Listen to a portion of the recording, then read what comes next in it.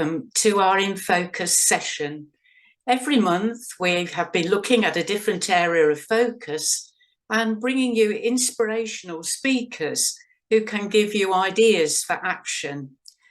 Every one of our sessions are recorded and available on YouTube. We do hope you will use them with your clubs and in any other situation. They are there for you in our library of programmes. This month, we're looking in particular at water, sanitation and hygiene. During the talk, you will have the chance to ask questions in Q&A.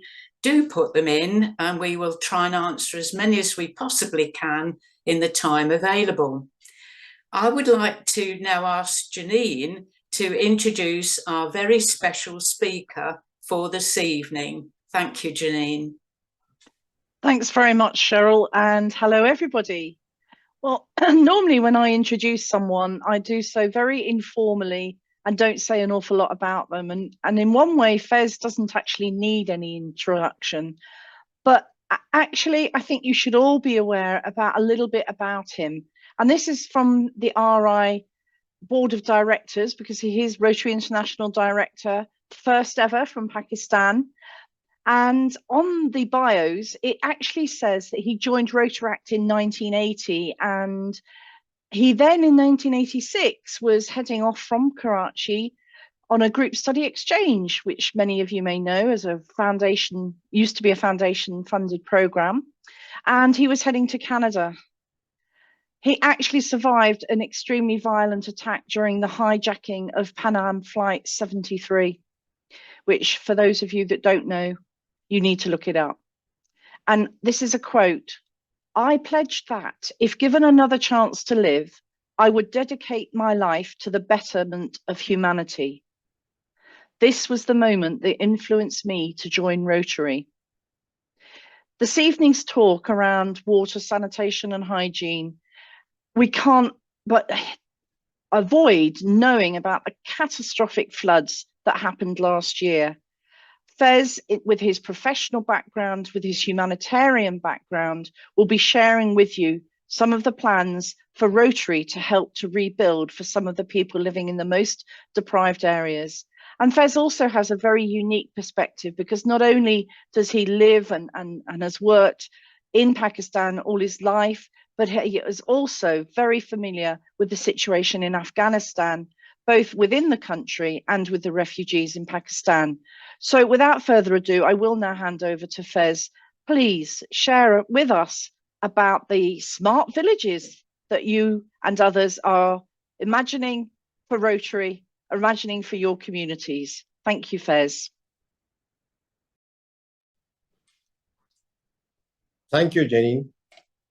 Hello, friends. A very good evening and happy Women's Day to all my Rotary friends and family members in Great Britain and Ireland, Pakistan, as well as in the rest of the world. It's indeed a pleasure to share my thoughts on today's InFocus live event on water, sanitation and hygiene. The InFocus, initiated by Rotary in Great Britain and Ireland, is an amazing learning opportunity. It focuses on the Rotary's areas of focus, and I'm sure is helping many understand what the areas of focus are really about. And you know, while I'm thinking of Rotary's areas of focus, comes in mind the 17 Sustainable Development Goals, SDGs. And often, I'm sure all of you must get amazed by the idea that many of the programs which Rotary initiates a few years later, it becomes a global level program. And this precisely happened with areas of focus that Rotary initiated. And I think it was 2010 and 2015, United Nations came up with the 17 SDGs. So this is the influence and the stress, the strengths of Rotary. I'm happy to be part of this today's session. And when we talk of WASH, my mind especially goes to polio, because the polio virus is spread by the fecal oral route, and which is why environmental sanitation plays a very vital and important role in preventing the transmission. Polio is most often spread from the poor hygiene practices, and this includes the poor washing practices, ingestions of food and water that is contaminated by at large. So, talking of floods, now coming to to today's topic of floods. Well, friends, Pakistan is still facing and is still trying to recover from the shocks.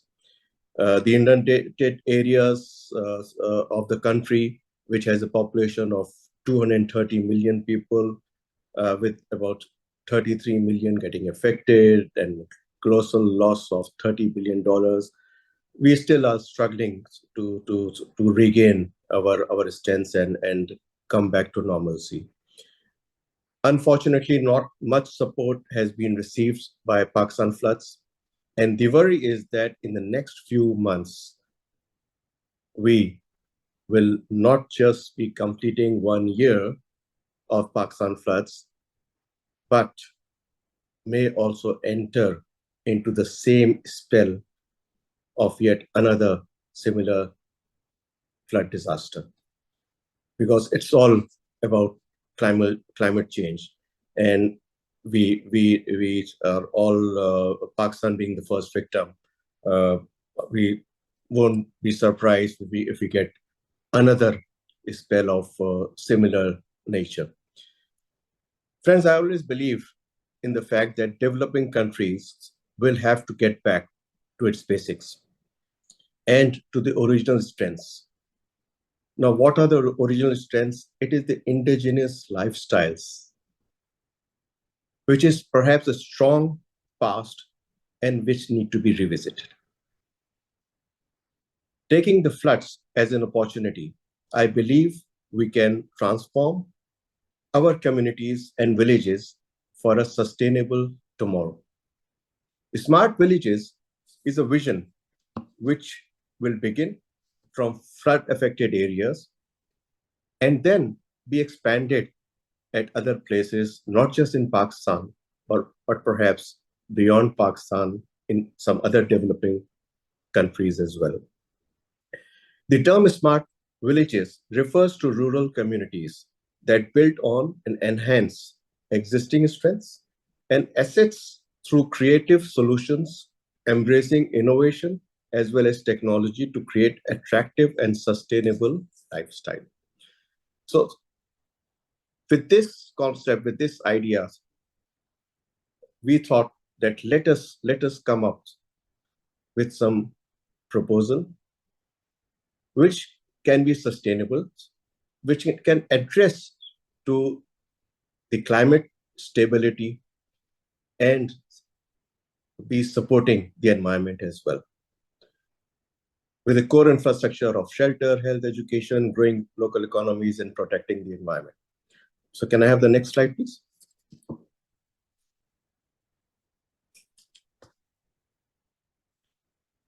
So I've already talked about the Pakistan floods that it all happened. So next slide. So I would once again repeat that Pakistan is a victim of climate change, and perhaps the first victim of its kind. Unprecedented heat waves, record-breaking rainfall, flash floods due to melting of glaciers. All these three reasons combined together made us face this disaster. I'm not going to get into the details, but friends, here we have to realize, and especially we have to make the developed world realize the fact that today it is Pakistan, tomorrow there may be other countries as well. So the developed world need to think about it. even when you're talking of Pakistan itself, although we all know who the top 8-10 countries are in the world, which are producing maximum carbon, but even if I see the case of Pakistan, Pakistan itself is surrounded by 3 of those countries: China, India, and Iran.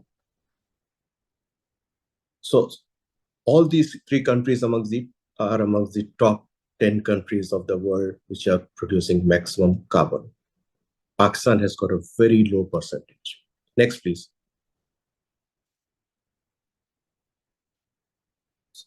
These are the statistics I've already shared, that 33 million people affected, $30 billion loss of economy, around 2.2 million houses have been affected, 1.3 million houses have been partially damaged, and livestock destroyed, huge colossal loss of agriculture, land, and so on. Next, please.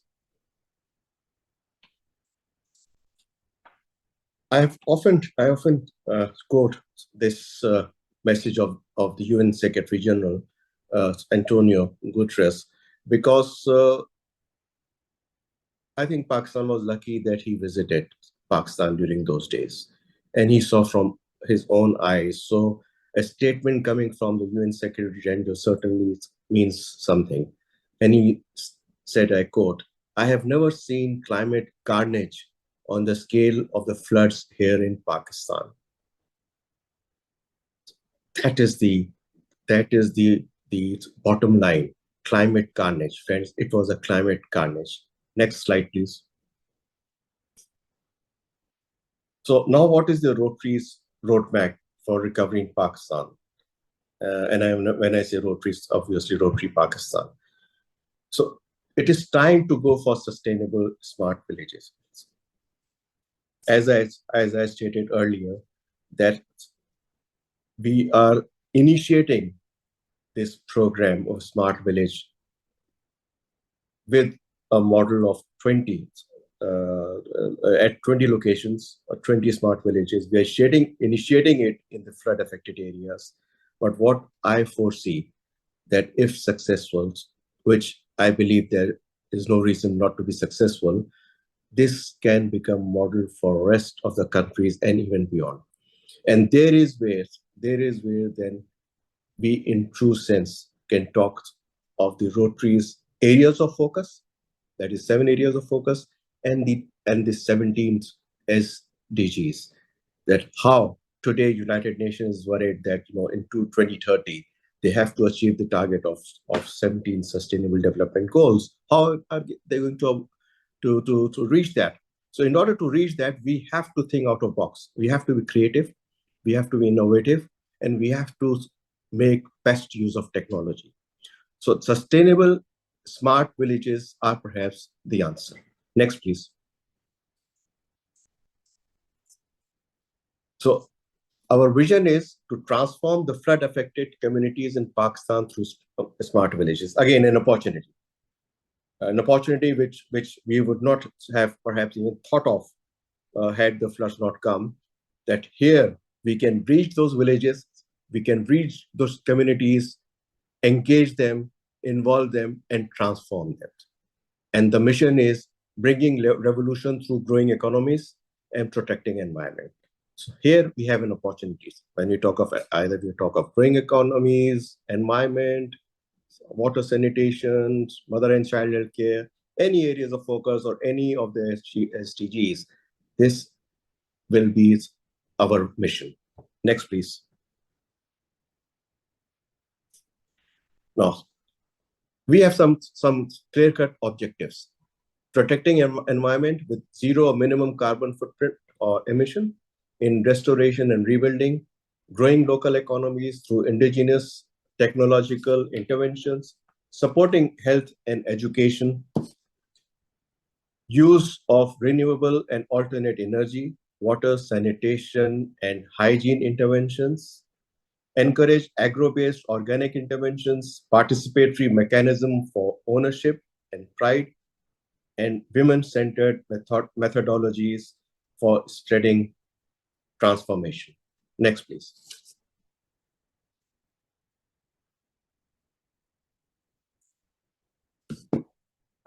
Since I have limited time, so I'll just share the concepts, and then I'll be moving more towards the subject of the day, which is water, sanitation, and hygiene, and how this wash can really get involved in our smart village concept and be effective and become useful for all the beneficiaries.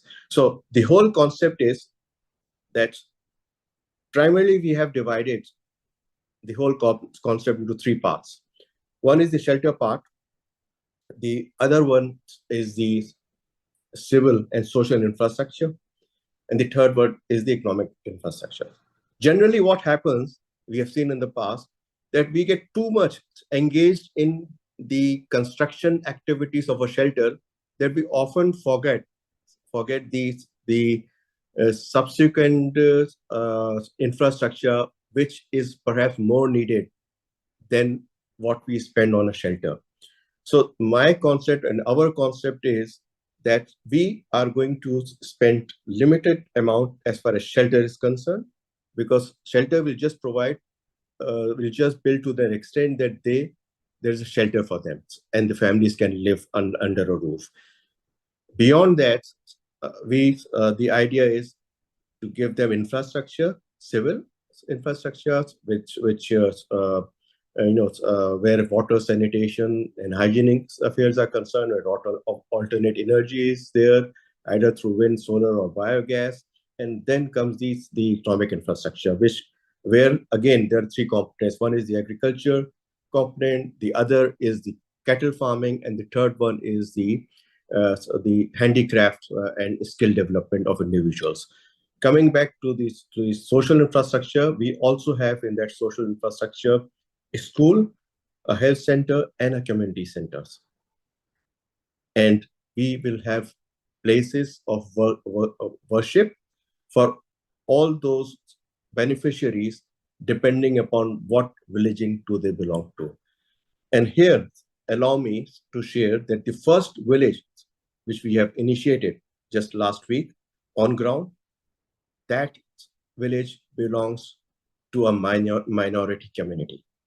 There are 172 families belonging to minority communities, and that is from where we have taken the initiative. So all what we talk about, whether it is Rotary Action Plan or whether it is DEI, we are going to put into this each and every philosophy that we have been discussing. So the coexistence of different religions, different communities, different people come from different tribal areas, different languages. That is going to be the key factor in all these villages. So this is the overall concept of the smart village. But now, as I said, I'll be sharing more thoughts on the wash related activities. Next, please.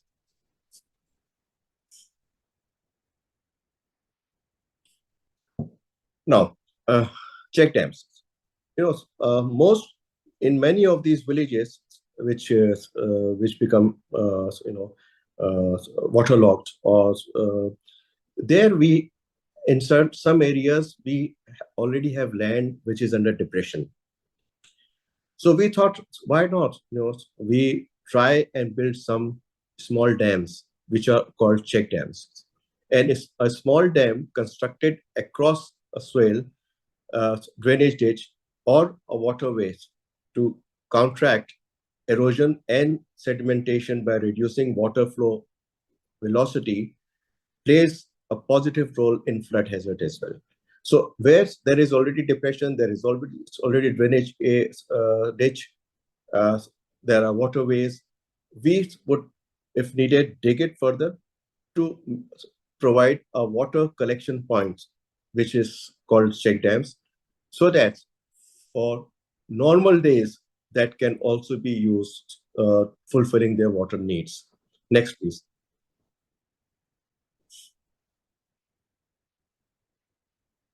Then the rainwater harvesting, collecting rainwater for household uses, conserving, restoring, or enhancing natural areas while incorporating trees, rain gardens, vegetable roofs, or vegetable gardens, and other practices that mimic the natural systems to manage rainwater.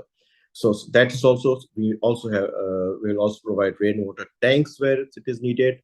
This is what we have been doing in past as well. In many areas where there used to be, rain once during the year, and there are no other channels of providing drinkable water, we have provided thousands and thousands of rainwater harvesting tanks as well. Next, please.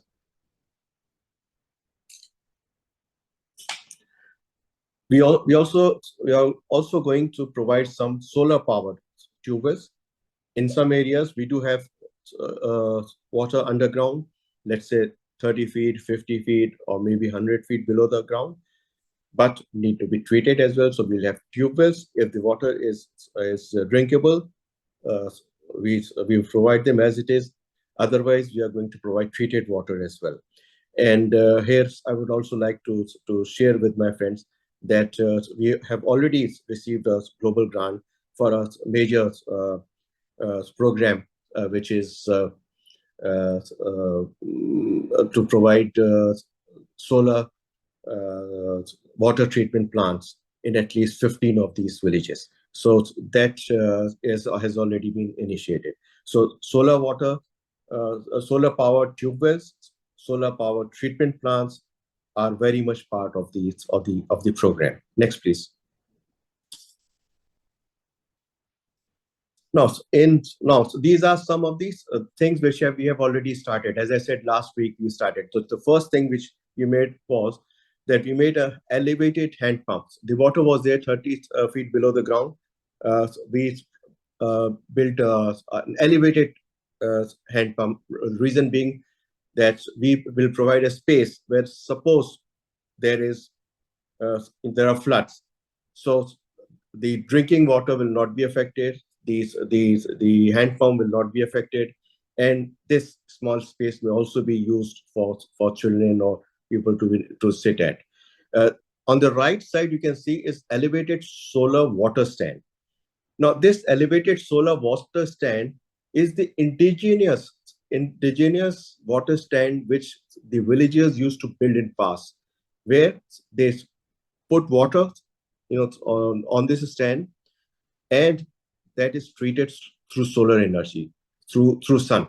So this is the indigenous indigenous techniques and the indigenous practices which I have been talking about. That now what we have to do is how can we further improve this? Next, please.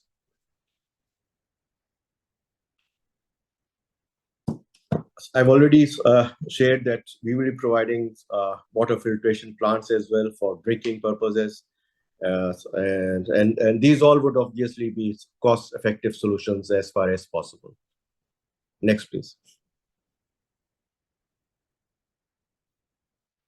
We'll have community toilets.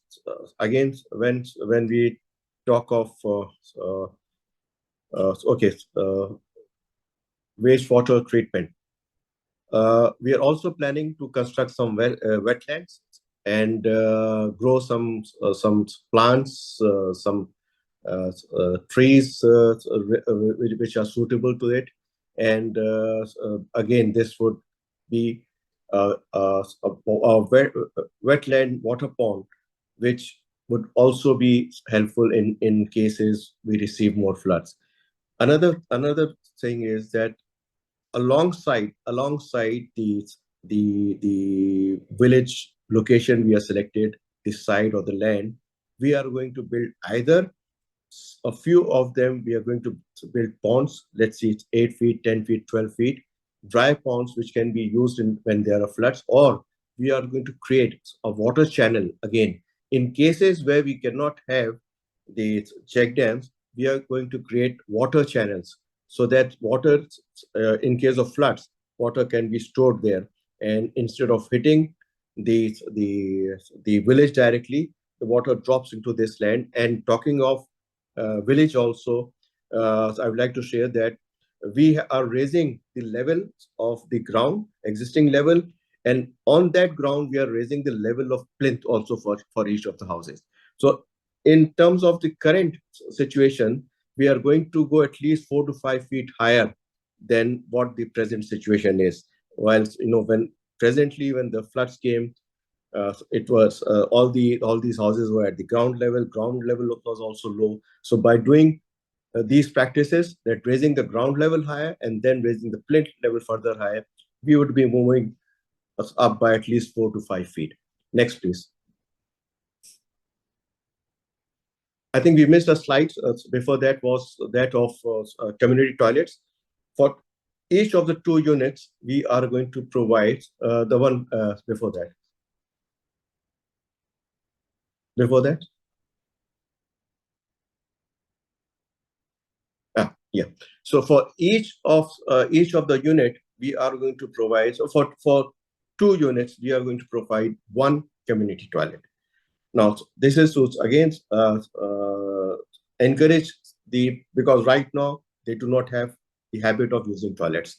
So giving 1 unit to each shelter at present may be a wastage. So what we have done is we give 1 toilet for 2 units, and that is to provide them, to make them habitual using the toilets. These are connecting it properly with the septic tanks, and then, as I said, the waste would then be moving into the wetlands, and which should further be used for different purposes. So these will be simple pit latrines, and composite toilets these are very cost-effective toilets. Next, please.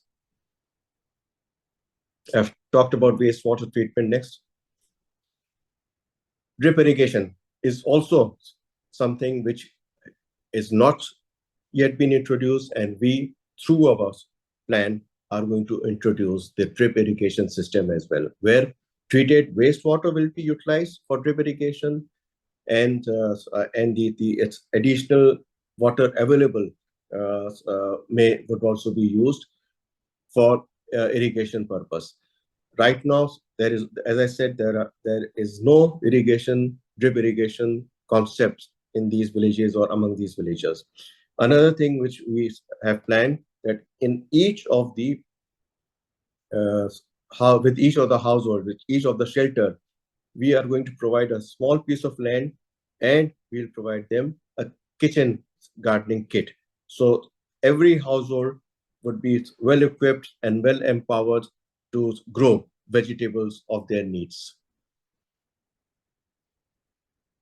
And so it will prevent disease by minimizing water contact with the leaves, stems, and fruit of plants, and allows the rows between the plants to remain dry, improving access and reducing weed growth. Now, friends, in each of these areas, we have involved the experts and the specialists. So anyone who is an expert and a specialist, and that is again the strength of Rotary, would be taking care and would be responsible for that particular of activities. Next, please. I've already stated about providing kitchen garden kits to each households. Yes, next.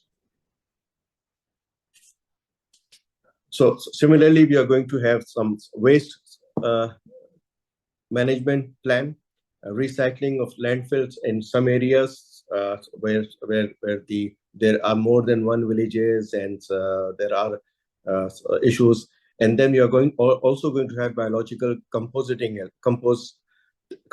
as well. Another thing here I would like to share, that we will also in some cases try and generate energy out of this as well. So useful resource for energy production through harnessing methane gas from biogas plants using biodegradable waste would also be one of the objectives. In many cases, there's the main livelihood is cattle farming and with buffaloes and cows. So, and there we can get a reasonable waste which can be used for biogas. Next, please. Now, what is the project implementation plan? Next, please.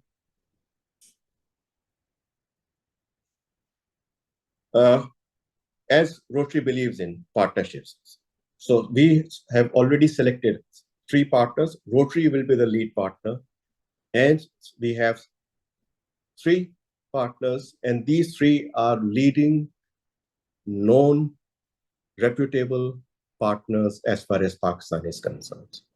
And they all have their own specialized areas, of expertise. So Rotary would collaborate with them and would use the expertise where is needed by any of them, or perhaps by all of them. Next, please. Now, what is this approach for implementation? Well, friends, the approach for implementation is that it has to be a community-led approach. Now, when we go there as their partners, and we tell them that, look, you are the leaders, you lead us, you are the owners, you use not. I was just sharing my thoughts with Janine that all these lands where we are going to do some interventions, they would is either owned by these locals, or the land would be transferred in the name of these locals. So the first step we are going to take is make them owners of this land, and then our approach should be community ownership through appropriate interventions. They will be the leaders, we will be the partners, we will guide them, and they are going to get themselves involved in the execution, starting from the construction of shelters until the last component of economic development. And at every stage, we are going to, where needed, and we are already doing, we are developing the skills, we were providing them the skills, giving them the training, as I said, starting from the construction of shelters and then moving on. And once these construction of shelters are completed, and these individuals, a few of these individuals who are trained as masons, they can then move out of their villages and earn their livelihood in other villages and other areas as well. Then we are going to provide them interest-free microcredit for growing local economies. To a certain extent, we are going to give them economic support with that would be one-time funding. But beyond that, we are going to encourage them. If they want to further expand, we have now one of our partners, Afwat Foundation, they are the leaders of interest-free microcredit loans. So we are going to provide them the interest-free microcredit loans, and it's a very successful tool which is being practiced all over Pakistan since last almost 2 decades. So it's not something new. It is based on social collateral, but the best part in this is that it is interest-free. No interest is charged on these microcredit. So anybody who wants to move on further to grow his or their economy, they can get hold of the interest-free loans. And then phase-wise execution and timely completion. That is also one of our major focus. We begin with shelter. And when talking of shelter, again, let me share that a shelter would be comprised of materials which are locally available. And yes, we are going to give them expertise in terms of technology, in terms of skills. And then we will move on further. The infrastructure, the economic development, and some of the activities, although are going to simultaneously start. But the first thing is to give them a shelter where they can start living in. And then developing long-term association with involvement of communities. Now here again, we have in most of the areas, our focus is that we have our own Rotary clubs. Our Rotary clubs and road tracks clubs who are in that area or around that area are giving, signing and understanding with us that once these villages are completed, they would be the caretakers and the guardians of these villages. Next, please. Now, I'll quickly go through the cost factor. For 100 unit village, the cost would be around $200,000 US. And I'm just showing you the proportions. Like for a single room shelter, the amount used would not be more than 25%. It would be between 20 and 25%. And then the civil and the socioeconomic infrastructure would be further divided into further 70 and 75%. So that is basically the idea, that we invest major portions in areas where they can get developed as a community, and then when they earn, they can build their homes. So they can build palaces if they can earn so much. But right now we are not going to invest much on the shelters, and this is what is unfortunately happening in some of the areas, and even in past it happened that we spent so much initially on shelter that once these villagers, they're not used to live in high-fi shelters, so they either sell it or they move away. And secondly, when we are spending so much on shelter, we end up doing nothing for the infrastructure or further on for the economic development as well. Next, please. So these are the breakups. Like, as I said, the cost of out of, let's say, 200,000 for 100 units or 50,000 for 25 units, the cost of shelter would be just 25%, which is $12,500. Alternate energy, there's solar and wind, would be $5,000. Water, sanitation, and hygiene, $10,000. Socioeconomic development, $25,000, and so we reach to about $50,000. And again, the beauty of this whole concept is that all these items are further divided. So when we reach to any donors and any sponsors, we give them all sorts of packages depending upon their comfort. If they want to invest in one shelter, we have a cost for that. If they want to sponsor or donate for one solar panel, we have a cost for that. So all these areas and these activities are further divided, and the costs are further divided, and estimates can be shared if needed. Next, please. So, friends, this is basically these concepts of smart village and what would be the role of water and sanitation related activities in these smart villages. And I look forward for all my friends to come forward and support Pakistan at this hour of crisis. And if there are any questions, I'm open to it. Thank you very much, Faiz. That's astonishing as to what you've planned. And I think the audience don't necessarily realize that your background is very much around sustainability and architecture and pulling the whole thing together. So we have had some questions when people registered for this evening, which I'm going to just ask you a few of those now, please, if I may.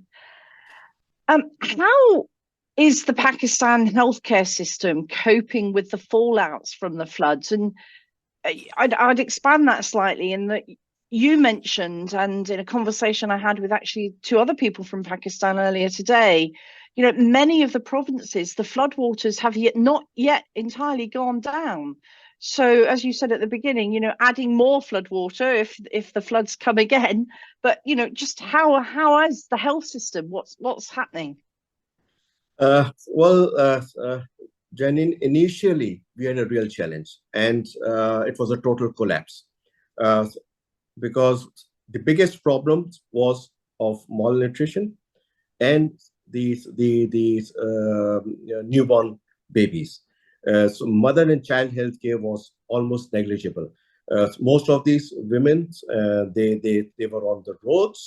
They didn't have shelter. There was water all around. So it was a real challenge. But gradually things have smoothened. But obviously we're still far behind. In the villages, almost the health care has vanished because most of the structures they have been pulled down by the floods, and they have been drowned or they have been badly damaged. So there's colossal loss of infrastructure in the health sector. In our villages, this is what I would like to once again state, that we have one room for school for the children, in which we are going to hold e-learning classes as well. And because in all these areas, we have good connection of internet and all. And so this is one thing. And in the health sectors, we are going to provide mother-child health care. And we are going to initiate, you can say, expert. We have doctors who will be visiting there weekly, and we would be taking care of the mental health care of these villagers as well. Apart from that, through telemedicine, we plan to connect them, for other areas as well for rest of the doctors. Now, talking of the general publics, the major problem has been of skin disease, of snake bites, of eye infections, and of obviously respiratory systems and all. But again, there have been regular visits of doctors from the urban centers, different parts of Pakistan. There have been medical camps. Some organizations are also taking care. But as I said, as far as these villages are concerned, they are really poorly damaged, I would say. Thank you. Certainly some things there that we wouldn't necessarily consider with floods in the UK, but actually some that we would. What's the best support from your perspective that you think is the best thing to improve the lives of most people? I think if we can focus on the economic component, the economics development, how the economy can grow, and there's so many things which can happen. So I talked about the wetland and all. We are also focusing on, like all these shelters. All those, as I said, these would be used with indigenous and locally available materials like bamboos, like mud bricks and all. But we also thinking, because somehow, although we'll be using bamboos which we are going to bring from other areas, but in many of these places we can grow bamboos, but they are not being grown right now. And bamboos are one which can be grown in water, as well. So these are the areas that we have started thinking. So again, if we are able to grow bamboos, that would ultimately help them economically as well. So any activity which can support them economical, which can provide the economic support. Agriculture at large at present may be difficult, because almost 30% at least of the affected land are still underwater. But we can provide them buffaloes, we can provide them goats, we can provide them chickens. Chicken and eggs, that also contributes a lot in their development. And the handicrafts, crafts. Many of these the women in these villages, they have some outstanding skills, unbelievable. So what you plan to do, but they're not being able to do anything other than making these handicrafts for their own selves. Like if there's a bed sheet, they'll make it for them. If there are buffaloes, or if there are pillow covers, they'll make it for themselves. If there are any other thing, they're just making it for their own homes. Now that is the idea, to grow these skills further, to provide them some innovative suggestions, and then link them through technology so that they can sell it in other areas as well. Another thing, if you allow me, I missed that thing in my presentation, that in these villages we are going to have a 5-room or a 6-room, 5 and 6 rooms with attached toilets, which should be used as guest rooms. And there, any individuals, whether they are Rotarians or volunteers, or anyone who is interested to visit these villages, there are many people from urban centers, they want to visit these villages. They can go there, they can stay overnight, or otherwise they can stay for a whole day. And the villagers would be charging a very nominal rent from these rooms, and they'll provide them bed and breakfast both. Again, breakfast they are planning to give again the local breakfast. The indigenous style of breakfast, what they make, which people get very much attractive to, especially those coming from cities and all. So all these so economic side is, I would say, that if we can do something in the economic sector, and the amount doesn't really matter, even a small amount can make a lot of difference for them in terms of growing their economies. Absolutely, Fez. I think I'd like to know, actually, there are a number of questions that have come in during the evening as well. So I'd like to hand over now to Adrian Ferrers from the foundation team. He's a member of Mike Hodges and John Zaynol's team at the moment, and he has some questions from this evening. So thanks from me personally, Fez. Thank you. Thank you so much. Thank you for inviting as well. Good evening, Fez. Good evening. Got a few questions that have come in. So the first one is, how much of the vast amounts of things you have talked about will be done or coordinated by Rotary? Sorry, can you repeat the question, please? Yes, surely. How much of the many things that have been talked about will be done or coordinated by Rotary? All these things. This is the plan. And for the first 20 villages, the first 20 models, we have already worked out. And as I said, some of the activities, like I was talking of, the micro interest-free micro credit loans. Now that is, we have partnered with an organization. When the stage comes that we can connect, we'll bring that organization with you to partner with Rotary, and we'll be providing them some loans for the extended economic activities which they would like to.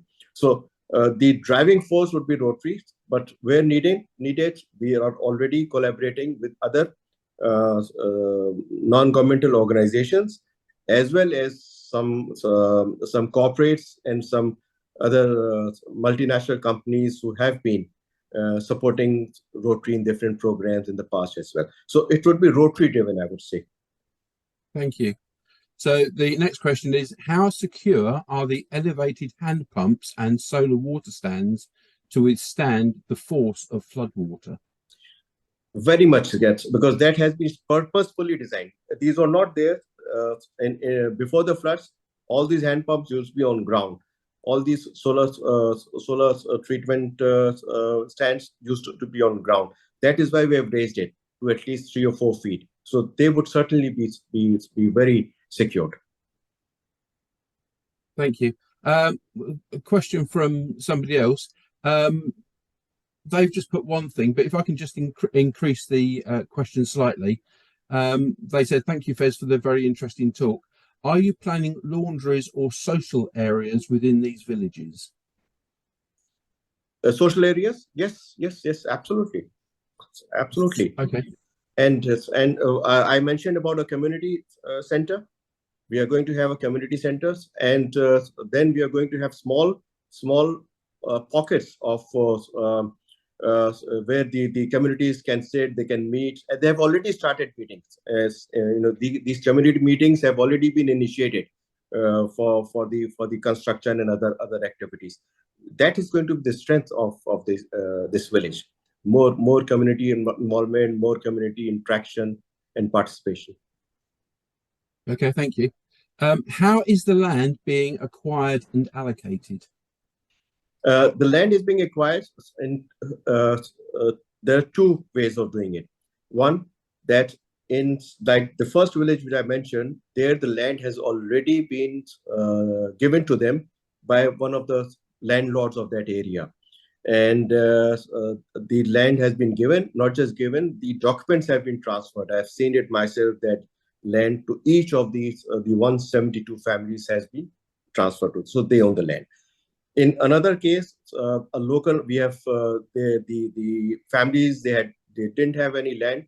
So we went to the local landlord and we negotiated with them and we influenced them, and the landlord is going to provide a land to these land to these families. Our priority is that while the land is being transferred, we'll try to get the transfer documents done in the name of the female member of the family, because we feel it would be more secure if we have a female own this piece of land. Very interesting. Thank you.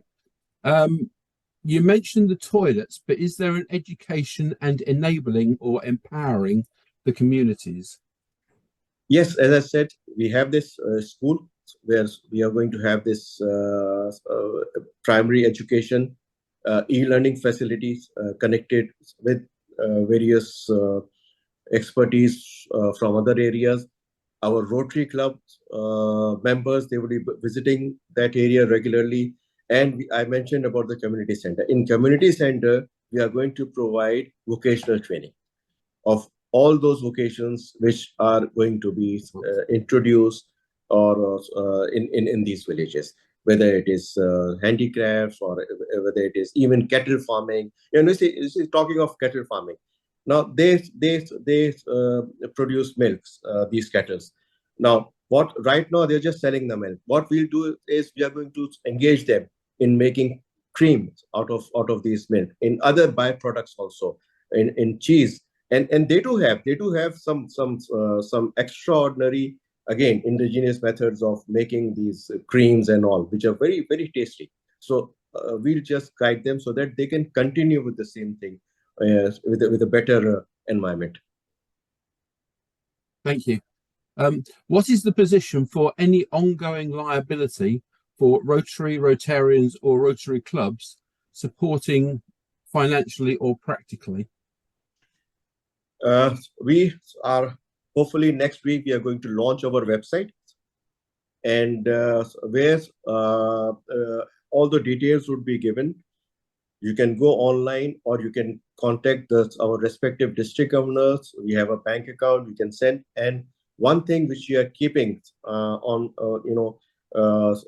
we are planning to have, that is to provide a day-to-day reporting to all our donors.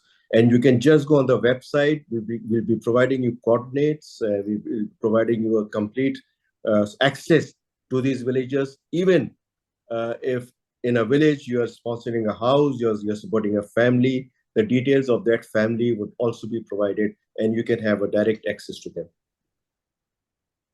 Okay. Just want to go back on one of the slides that you mentioned about the cost of each of the units. Am I right in thinking that each of the units was 12,500? No, 12,500 would be for 25 units. That's for 25 units. Okay, right. Fine. Yes. Thank you very much. So whereabouts, how is this going to work with the polio program now in Pakistan? The polio program, as I said, the sanitation part, the sanitation component, the sanitation part is therefore very important. So the sewage treatment and how we collect it, how we use it, how the waste is being driven out if needed, or if it is being reused, and how you to treat it. So the sewage, and that has been very well planned and incorporated in these villages. Thank you very much. What about education for the community about hygiene and sanitation? The community meetings which we have already started engaging them with sanitation and how to like for the children and even for the adults. We have started hand wash classes, providing them the water as well as the soaps and all, and then further on for every stage, and even using the latrines or the toilets, how to use it and how to take care of it, how to take care of the cleanliness of these toilets and washrooms, how to take care of the garbage of their area. All these trainings are being given to the communities. Okay, just one final question now. Sorry, I've just lost it. I moved my mouse and I lost it. Will there be a management committee for each smart village to coordinate the activities? Sorry, can you come again? Yeah, sure. And this will be the final question, by the way. Will there be a management committee for each of the smart villages to coordinate the activities? Yes, absolutely. We have a national level committee. Then we have 2 districts in Pakistan. So we have 2 district level, and further on for each of this village, we'll have one committee comprising of Rotarians, Rotractors, and the local villagers.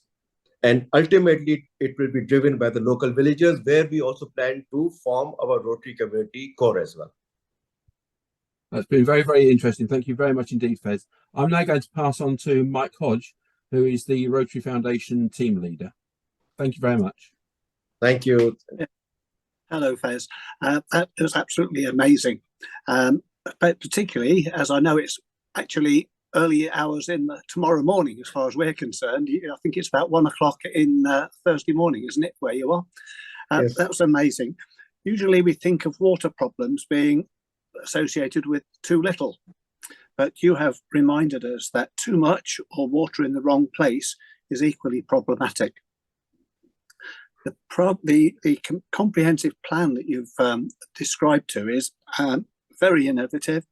It's got all the things that Rotary would expect to have in there, not surprisingly, bearing in mind your background, with community needs assessment and a strong sense of sustainability with ownership of the projects by the local community.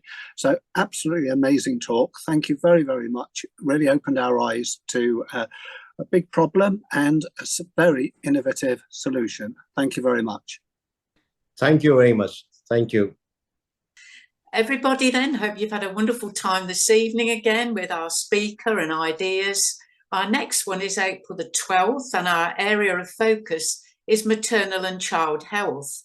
We're so fortunate to have Dr. Himanshu Basu, who is the medical director for the Maternal and Child Health Rotary Action Group.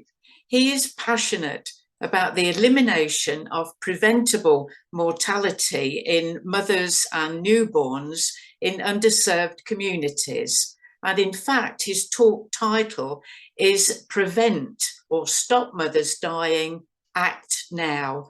So please come along and invite others to join us. Thank you.